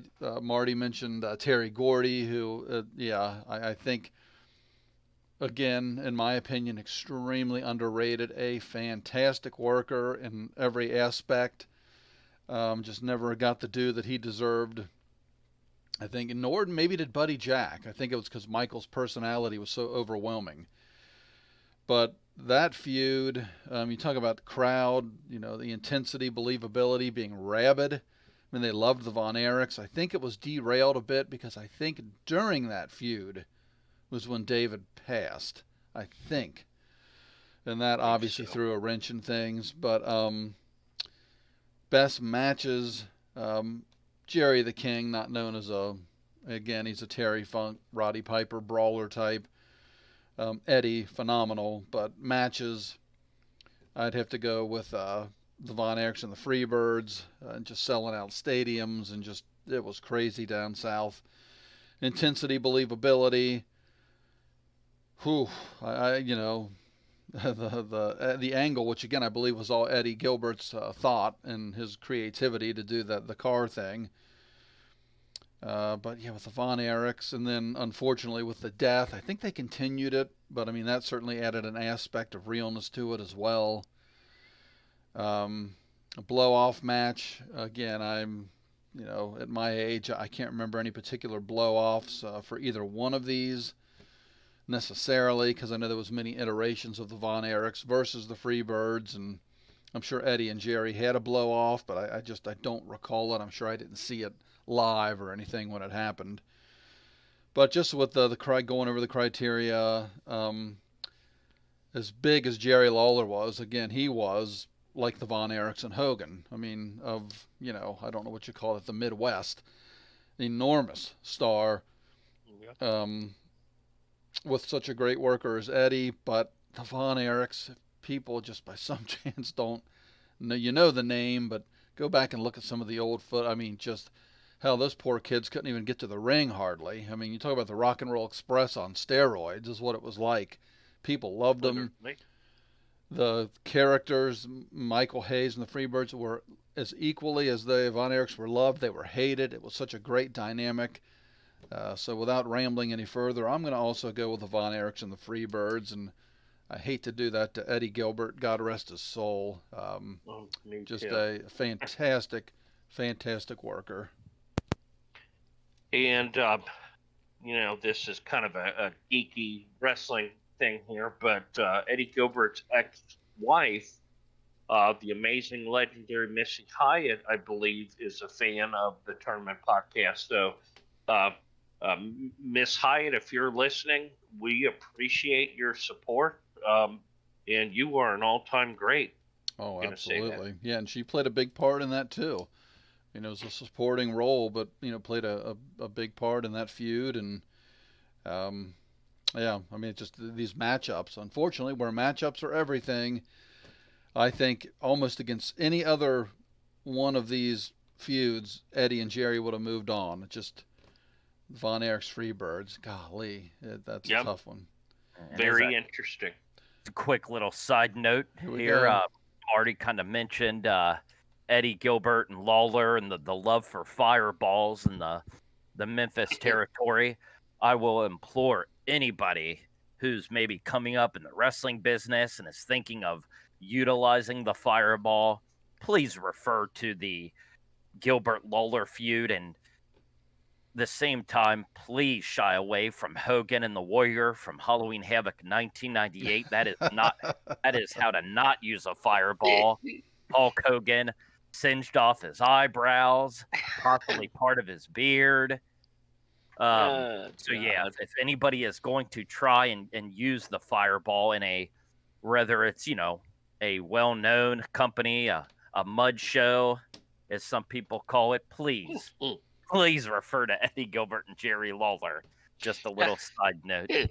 That's a great piece of advice. And again, if you are enjoying the content here that you're listening to, please, think about giving us a like and a subscribe. And if you're subscribed, hitting that notification and commenting. We like to know what you guys think, but the well-rounded information we give you guys, and there you're getting some advice. So, I think the Tournament Podcast, we have earned our mantra as the fastest growing podcast in all the land. All right, everyone, here we go with the start of the second round. Our first matchup is going to be the feud of Tully Blanchard and Magnum TA going up against Randy Savage and Ricky Steamboat. And it looks like I go first on this one. Ooh. This is a nice matchup here. First, we start with the intensity / believability. We've all agreed, and we said it before, that the WWF storylines definitely skewed more towards the cartoonish side. So it's kind of hard to take things serious. But the Savage Steamboat angle, they did do a really good job. We talked about it before. Savage coming off the top rope with the bell on his throat. But Tully and Magnum was so real, even outside of the ring. I think for the intensity and believability, I'm still going with Tully Magnum. Best match, I'm still going with Savage Steamboat almost against any match. It was that good when you talk about the WrestleMania matchup. So to me, jumping into a tiebreaker situation would be, a blow-off. Again, I guess you could consider the WrestleMania 3 the blow-off also, which it's one of the greatest matches ever. But the Tully and Magnum, I quit. So iconic, so violent, so just intense. Boy, this is a tough one, but by a very slim margin, I'm going to go with Tully versus Magnum is the winner on this one, and it's close. Man. Tommy, do you want to take this one next? Sure. Intensity, believability, matching these two against each other. Obviously, in my opinion, I would say it's got to be Magnum and Tully. Magnum, Tully, and Tully. Best matches, again, as you mentioned, it's hard to go against Savage Steamboat against any matchup. And the Magnum Tully, at least looking at the blow-off, if you will, for the payoff with the I Quit, it really wasn't the end of it, but that was a gimmick match where, Savage and Steamboat was just a pure wrestling match and two of the greatest workers of all time. So in terms of the match, I'd probably give it to Savage and Steamboat. Again, we're talking about best matches versus the blow off, so that was kind of the payoff. I'm sorry, I'm flipping. So that would be like, just in terms of just work, I would give it to Savage and Steamboat. But in terms of a payoff match, just again taking the I Quit as the payoff versus the WrestleMania match, which was that wasn't even the co-main event, was it? It was like buried on the card, I think, stupidly. Maybe I'm remember. wrong. Maybe it was the co-main, but I seem to remember it was like way early, which would be something WWF would do, but I could be wrong. But Magnum and Tully, what a lasting impression. I mean, to this day, I mean, you just talk about, the I Quit match, and everybody knows that it's Magnum TA and Tully Blanchard. Everybody remembers seeing the leg of the chair. Everybody remembers that he didn't say I quit, but he said yes. So, just absolute classic. Intensity, blood. Yeah, Magnum and Tully get my vote as well. Nice. Starting out 2-1, Mike. Do you agree, disagree, and/or will a veto be used? No, not to spoil, but I'm gonna go ahead and agree. Except, yeah, believability, the just the blood and the hatred between Magnum and Tully. You got to go with those two. Best matches. I think I would. Well, actually, best matches. I was gonna say Savage and Steamboat, but really just and as good as it was, that WrestleMania match is an all-time classic. But obviously Magnum and Tully had a series of matches, a true feud that stretched over whatever, however many months. But and then the blow off match, the I Quit match versus the WrestleMania match. You got the real, and obviously Magnum and Tully just in the cage, the blood, the broken piece of wood in the eye. And that's all due respect to Savage and Steamboat, because again, that match was amazing. But the I Quit match was a true blow off match, in the cage and the bloodshed. Again, 2 men enter, 1 man leaves. So I'm gonna go with Tully and Magnum as well. Nice. Clean sweep here. Sending that to the semifinals. Our next matchup, I don't know why I'm a little nervous about this one. Ric Flair versus Dusty Rhodes going up against Stone Cold versus Mr. McMahon. There was a little controversy on that one. And Tom, you're going first on this one. All right, try to keep this as quick as possible. Believability in that. I mean, as much as I loved Austin McMahon and the comical aspect of it, believability, intensity of the feud, the matches is Flair Rhodes clearly. Best matches, I mean, Austin not known as a great worker, Mr. McMahon not a worker, period. So best matches using the criteria, clearly Flair and Dusty Rhodes. Blow off, I don't think it really matters, so I'm not even going to go into that. Flair and Rhodes kind of was a continuing feud throughout their careers. Austin McMahon, I think that it was the feud. Then, like you said, they were together. It was like a comedy trio with Kurt Angle, and then probably they went at it again after that. I don't know, but Flair and Rhodes, in my opinion. Beautiful. Mike, do you want to go next? Yeah. The believability again. There definitely was comedy sprinkled in with Rock and Austin, even though they did have that hatred. Whereas Flair and Dusty and the more reality-based NWA, there wasn't really any comedy. It was just all pure hatred and, each guy trying to basically maim the other one. So believability, I'm going Flair, Dusty. Best matches, again, Austin McMahon, great feud, entertaining matches. But best matches, you got to go Flair, Dusty. Yeah, the blow-off. Both feuds, kind of stretch on for so many years. You can't really pinpoint one particular blow-off match. But yeah, just based on the first two criteria, it's a clean sweep for me. Flair, Dusty. Nice. Beautiful. I will agree with you guys without any hesitation or making this last too long. Everything you guys said, there was no comedy in Flair Dusty. It was all serious. It was all business. The matches were great. So clean sweep for Flair versus Dusty.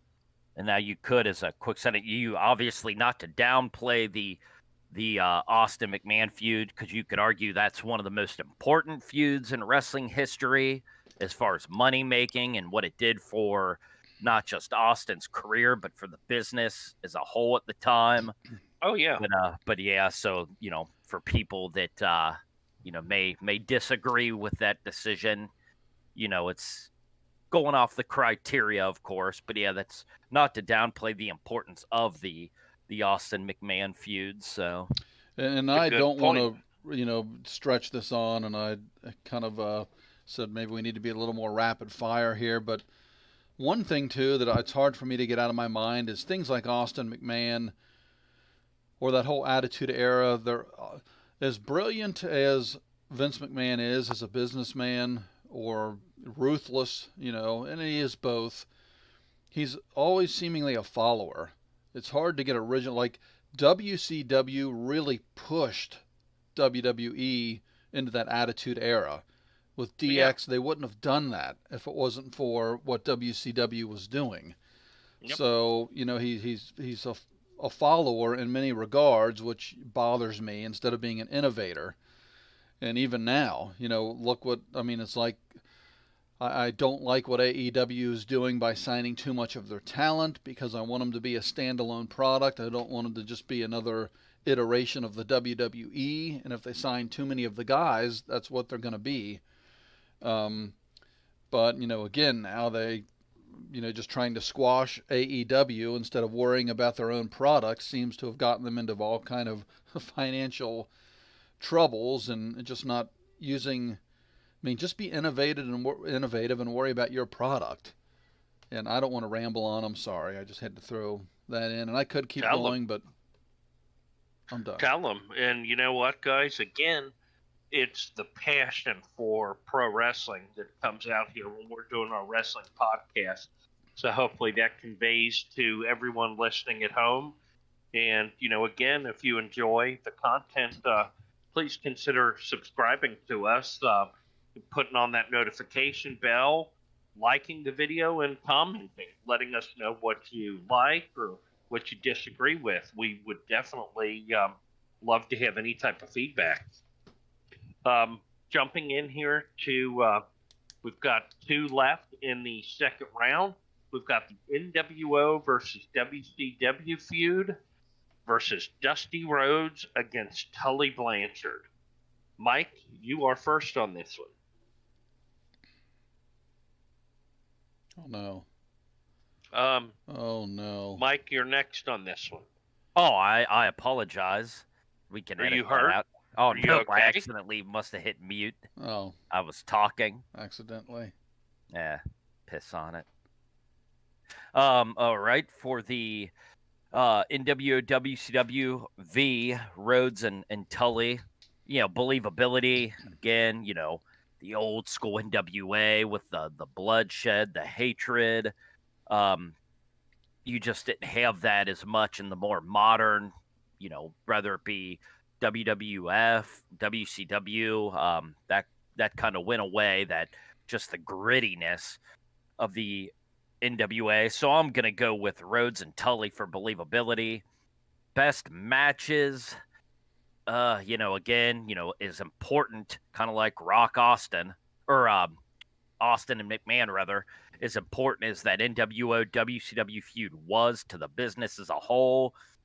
The main match that always jumps out is that culminating match with Sting and Hogan, which, we've already discussed that. But then Rhodes and Tully had so many classics. So best matches, I'm going to go Rhodes and Tully. Blow off, we already mentioned the Sting Hogan stinker. Can't think of, off the top of my head, the one singular blow off match between Dusty and Tully, but just based on believability and the best matches, 2-1, I'm going with Dusty and Tully. Nice. And I'll just jump in, without any, I can't even think of the words I want to use. I'm not going to delay this. I agree, Dusty Tully, for all the reasons Mike said. Just the intensity, the matches that Dusty and Tully had. They had barbed wire matches, first blood, cage matches. NWO WCW was amazing for probably, 18 months, but then they diluted it and it got stale. I'm going to go with Dusty Tully. Tom, do you agree, disagree, and/or is a veto possibly going to be? Yeah, I say it all the time. I love to use my veto. But yeah, it's a shame if you could just take that the original, the beginnings, I should say, of the NWO, and where like it forced everybody in WCW to band together. It was the greatest invasion angle I think ever created, and just, I mean, everything fell into place so beautifully. But unfortunately, as you mentioned, it was about a year and a half, and even before the year and a half, the wheels started coming off. Way too many members. Just NWO itself, red and black. It was a wolf pack, and then the black and white, and just I think black and white had 38 members, and the red and they had 28. I think it was what it was, but it was just so diluted. Dusty Tully, just a true feud, an intense, bloody, just you hated Tully Blanchard, loved Dusty Rhodes.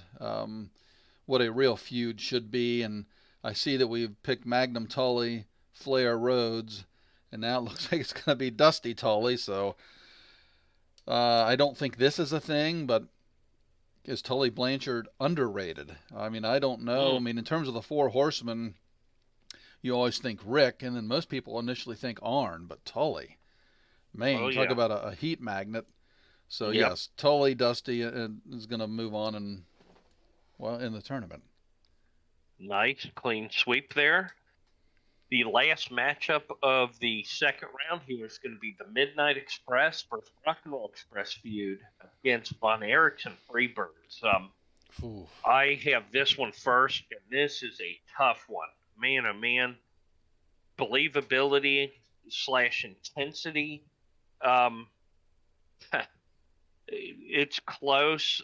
I'm going to give the slight edge just based on the intensity to the Von Erichs and Freebirds feud, because they did have so many insane matches. I mean, they had cage matches, penalty box matches. I think they had country whipping matches with the belts. So they had a lot of intensity and believability there. Wasn't the dad in one of those? Oh, Fritz, and he was whipping Michael. Oh, yep, whipping he was Michael. Dancing around the ring. Yep, exactly. Oh, good Lord. Classic moment there. But so for the intensity, I'm going with the Von Erichs Freebirds. Best matches, you have to go with the Midnight Express and Rock and Roll Express. I mean, you talk about Mike may have said this about the Flair and Steamboat earlier, that it was like a ballet. I mean, it was that smooth and crisp and honestly beautiful. If you're a real fan of pro wrestling, Midnight Express, Rock and Roll Express were beautiful matches to watch. So then that brings me to a tiebreaker, a blow-off. That's a tough one because we've said it many times. Was there a true blow-off ever? The Midnight and Rock and Roll, the NWA for some reason put them in a scaffold match at Starrcade 87 instead of having four of the best workers, at that time, having a regular match. They put them on a scaffold. I don't know if that was even the blow-off to their feud. Again, Von Erichs and Freebirds, I don't recall the blow-off to the feud, but oh man, this one is by such a slight margin. I'm gonna go. Man, I don't even know yet. I'm just as I'm saying that, I'm trying to finally process who I think the winner is. I think I'm gonna go just by the slightest edge with the Von Erichs versus Freebirds. It was wrestling in the early to mid 80s. It was Texas. It was insane. Tommy, do you want to go next on this one? Yeah, and the first three entries into the Final Four are NWA, NWA, NWA, so it is probably good to throw in WCCW. However, that's not part of the criteria.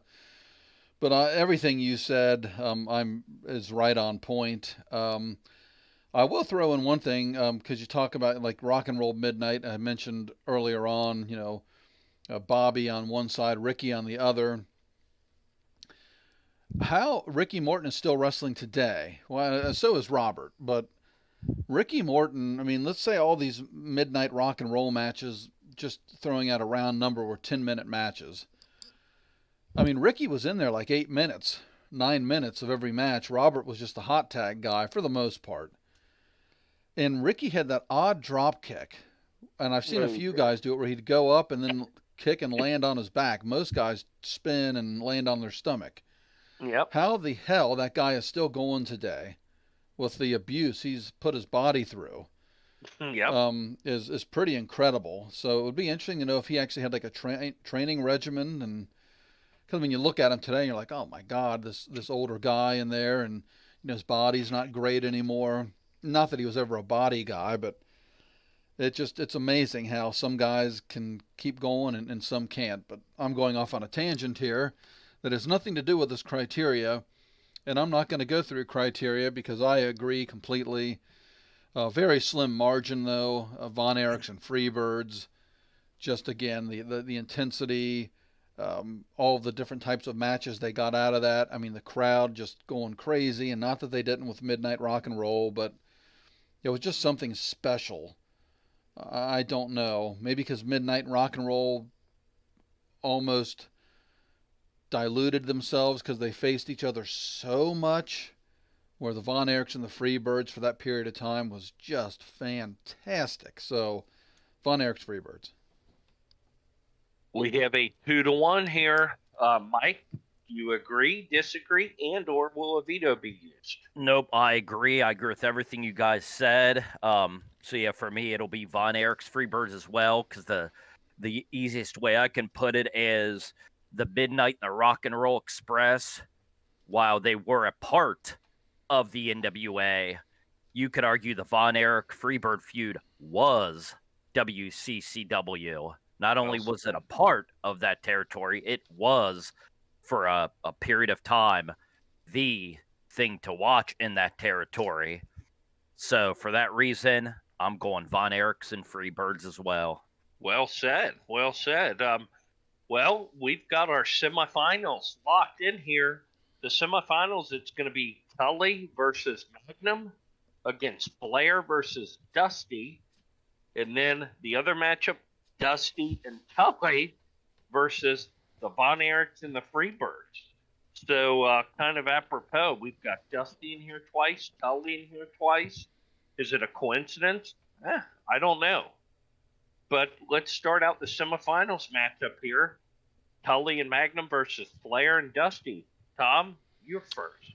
Well, again, being as quick as I can here, anything with Rick in it has got to go down as, a classic best match criteria.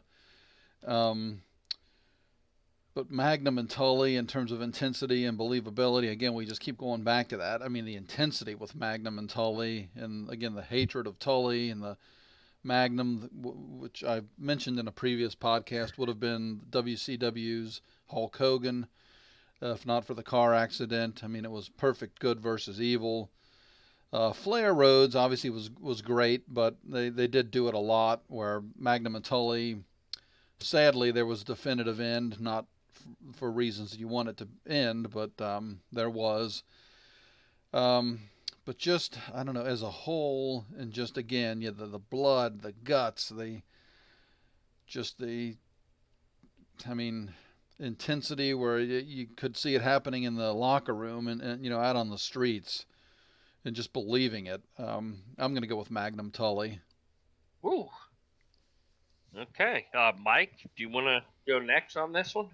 Yeah. Believability. Like Tom said, Magnum Tully with the blood, the guts, there was hatred all around, between both feuds, but just, the intensity and the I Quit match and everything for that Magnum Tully feud.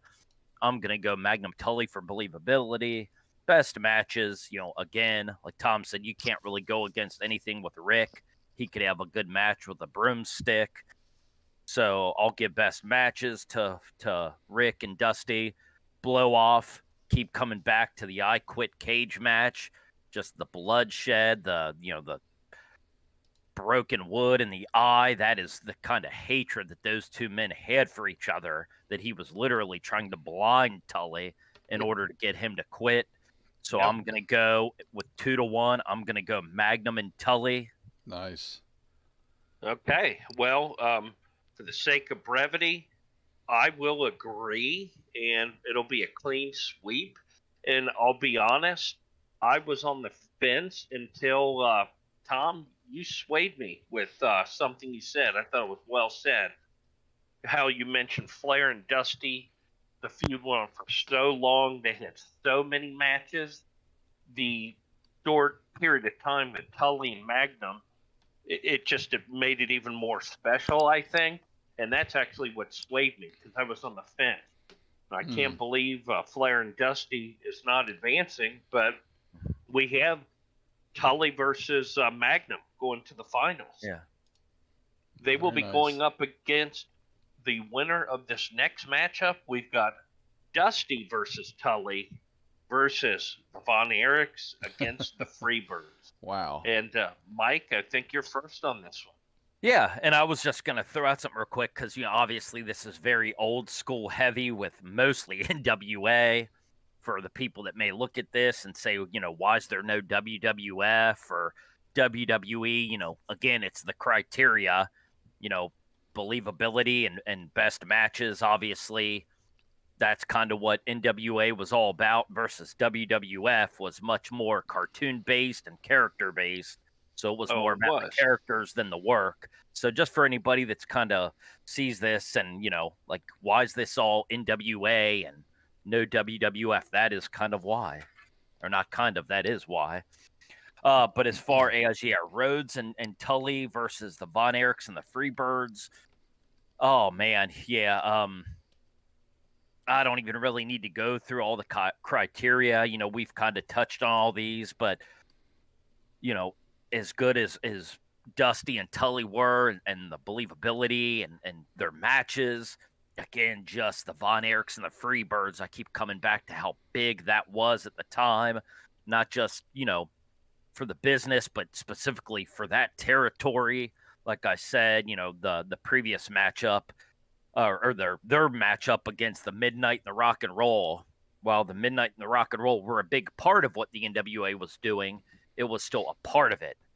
Where, again, you could argue that the Von Erichs and the Freebirds were more or less the feud of world class and kind of were carrying that territory for many years.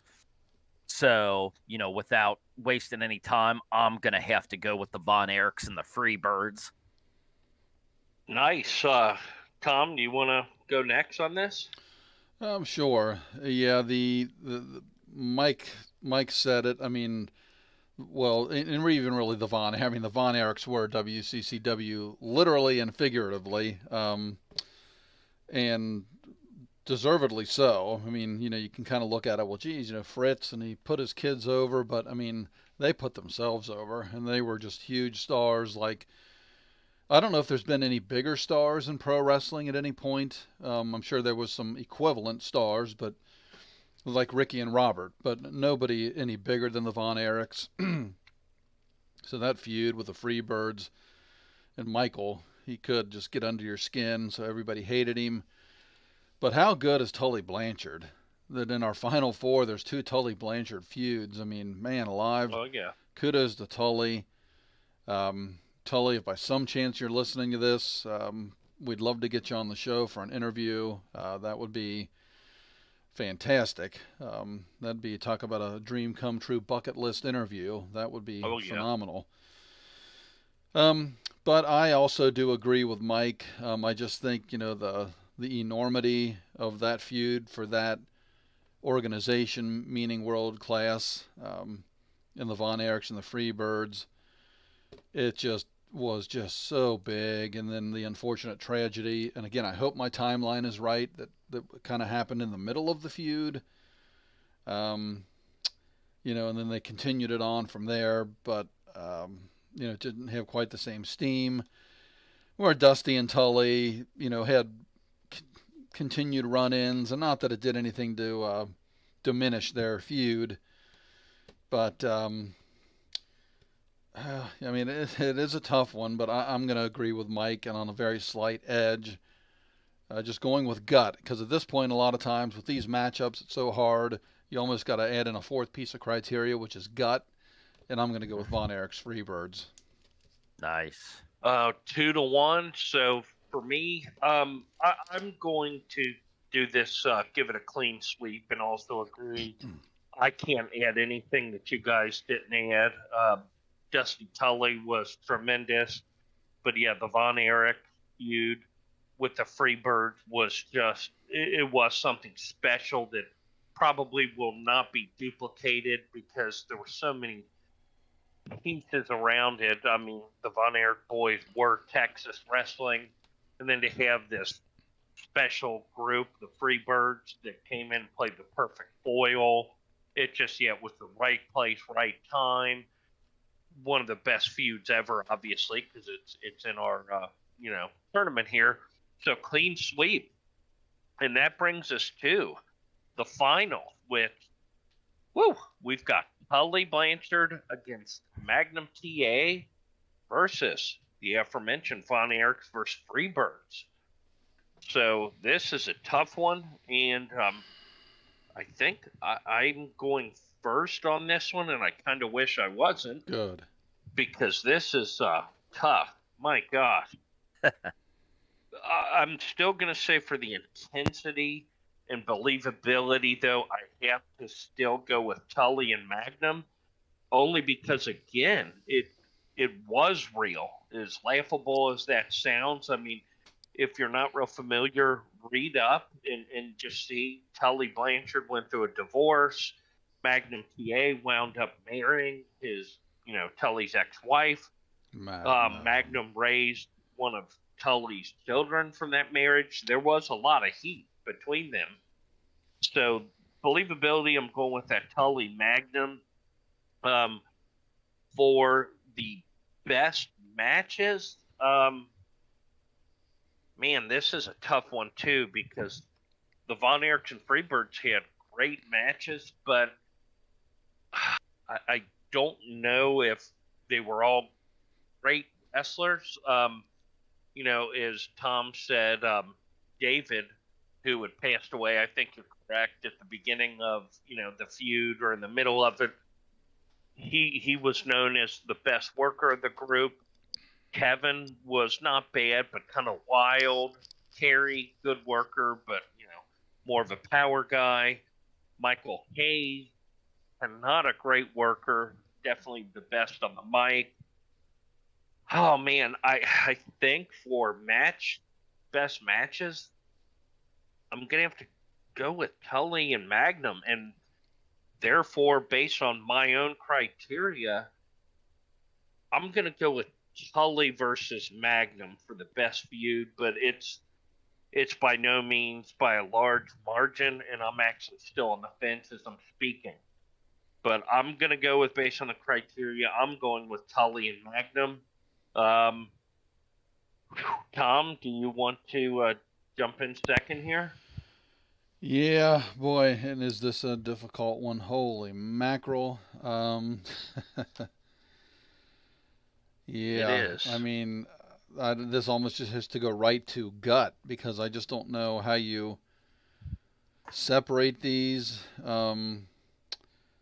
Probably the Von Erichs and the Freebirds were bigger, well, not bigger in their area. Like, I don't remember where I Quit took place.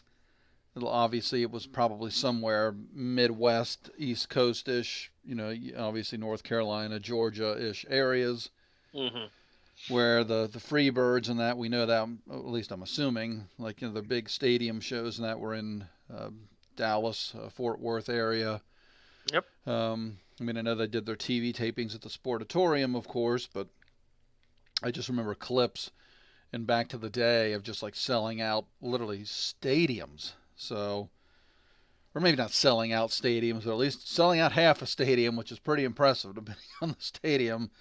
You know, they can do some stuff with camera angles, but I mean, and what these feuds both mean in the history of pro wrestling, which I know isn't criteria, but I'm going to that in my head. So much tragedy with the Von Erichs.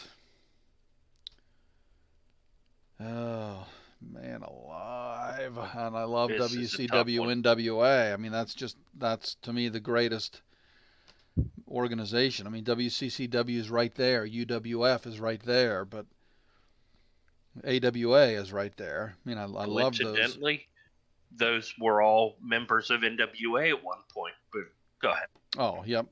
So, which is why, you know, I mean, that alliance was, and I like the way that they're doing it nowadays, the alliance, because I know, and AEW, they have a deal with the NWA, which the NWA now is a standalone organization to some degree, but they have alliances, I guess, with Impact and with AEW, and Christian Cage won the Impact title from Kenny Omega on AEW. So it was kind of cool. Or actually, he won 2 titles, Impact, and I don't know what the other one was. But anyway. Okay. I'm talking about being quick, and here I am just rambling on like an idiot. You're nervous because this is a tough one. Yeah, I just think the enormity of the single event, like the big payoff match, if you will. And I can't believe I'm doing this actually, but I'm going to go with the Von Erichs and the Freebirds. Wow. Well, this is, I think, a rarity, but we've got a tiebreaker here in the finals. And this immense weight, Mike, is on your shoulders between Tully and Magnum for the Von Erichs and Freebirds. Well, I know which way I'm going. I'm going to kind of preface it by saying, you know, obviously the Von Erich Freebird feud was massive at the time, and like you said, Marty, it was just the 2 perfect teams, the perfect territory, the timing, and obviously now with where we're in a time when kayfabe hasn't really existed in 20 plus years, you're not going to get that kind of heat ever again either. So it was just the perfect recipe, everything coming together for that Von Erich Freebird feud. So as far as, I still would say that's overall a bigger feud. However, just going off the criteria, again, the believability, I keep coming back to just the pure, and again, there was hatred on both. Obviously people loved the Von Erichs, like we've already said, hated the Freebirds. But with Magnum and Tully, you had the bloodshed and the attempted maimings, and it was so intense. Believability, I think with a slight edge, I'm going with Magnum and Tully. Best matches, the Von Erich Freebird feud, again, as big as it was, aside from David, none of the guys, like I said, the Freebirds, aside from Terry. Michael was great on the mic, not a great worker. Buddy Roberts was more of the bumper. And then on the, Von Erich side, aside from David, Kerry was kind of, almost kind of like the Lex Luger is kind of the best I can, describe him. So he was definitely the body guy, and not that they were bad, but then you got, Magnum and Tully were both fantastic workers. And again, some classic matches, and like you mentioned earlier, that feud was more condensed versus Von Erich's Freebirds that stretched out longer. So best matches, I'm gonna go Magnum and Tully, and one more time, the blow off, that damn I Quit match, just the hatred and the intensity and trying to blind somebody. I mean, that's when you know that you really hate somebody, if you're willing to blind them just to win a match. So as big as the Von Erich Freebird feud was as a whole and in that territory, with just going off the criteria, which again is what it's all about. Matchups are everything, and the criteria really, going by the criteria, that's a big part of it. So I am going to go with Magnum and Tully. Wow. Little boy. Nice. That's our winner, guys. What? Or is it? Oh, he didn't ask Wait me a if I'd minute. use I my forget. veto. I Let's not forgot. forget. We do have the veto. Well, that could be I wasn't thinking of using it, but since it's the second time in the show, you forgot to ask me. Wait a minute. Just to make things interesting. Wait a minute. I'm not going to use it because I can't use it. Like we've said on previous podcasts, depending on who you're using it against, that would be an absolute clown act if I used it against Magnum TA and Tully Blanchard. So, but the Von Erichs and Freebirds got their just due, making it to the finals and getting a vote. So, but yeah, I'm happy with the winner. Absolutely. Again, guys, we say this quite often. Matchups are everything. You had a finals here where you didn't have a Ric Flair feud. You didn't have Austin. There are so many names you could say, wow, they're not in the finals, because matchups are everything. If you like what you're hearing here, please consider subscribing to the channel, liking, hitting that notification bell, and certainly giving us your comments, letting us know, what you're enjoying. If you agree with us, if you disagree on any matchup, what we may have missed, we would really appreciate that. So this week, I thought we had a very good episode. Stay tuned for more as we cover everything entertainment-based. We are the fastest growing podcast in all the land. For my brothers, Tom and Mike, this is Marty saying, catch you next time.